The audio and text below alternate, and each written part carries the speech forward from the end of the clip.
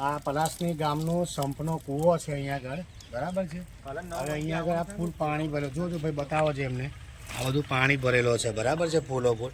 હવે અંદરથી અમે લોકો અહીંયા તપાસ કરવા આવ્યા તો અહીંયા એક મરેલી ગરોળી નીકળી, આ તમે જોઈ શકો છો.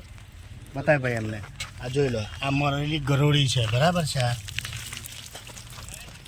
તો પછી અહીંયા આ ગામના લોકો એવું કહે છે કે ભાઈ અહીંયા પાણી શુદ્ધ છે, બરાબર. હવે આવું બધું પાણી પી ગામના લોકો તો પછી માણસ મરે કે શું થાય? આવી બી ઘણી જગ્યા પર બધી બનાવો બને છે અહીંયા આગળ મરી જવાના, બરાબર છે.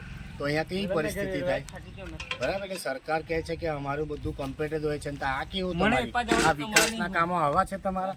હજુ એ તો ખરું જ છે, પણ તમને બીજું બી એક બતાવું છું, તમે મારી જોડે ચાલો પાછળ આવો તો આ બાજુ.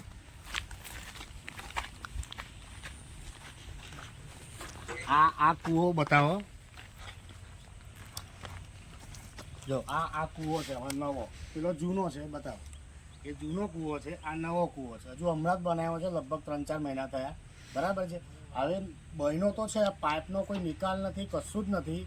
તો મારું એવું કહેવું છે કે આ લોકોનું જે પાણી છે, પાણી નીકળે છે ક્યાંથી? અહીંયાથી તમને બતાવું મેં, તમે જો અહીંયા આ ઝૂમ કરીને બતાવું છું મેં તમને. આ તમે જો, આ જો, બરાબર છે. આ તમે પાણી જો આ કેટલું જોરથી નીકળે છે, અને આ બધું જ પાણી તમે જોઈ શકો છો, આ બધું જ વેસ્ટેજ પાણી સીધું નદીમાં જાય છે, બરાબર છે. તો પછી આ કેવા વિકાસના કામો છે તમારા? અને આ ગામના લોકોના રોગચાળો ફેલાય આવું બધું પાણી પી પીને, તો મરી જાય તો એની જવાબદારી કોણ લેશે? બરાબર. એટલે આ સરકારને એક વિનંતી છે કે જેટલું બને એટલું જલ્દી આનું રિપેરિંગ કરાવડાવે અને શુદ્ધ પાણી પીવાનું મળે. આ ગામની બધાની આ ઈચ્છા છે.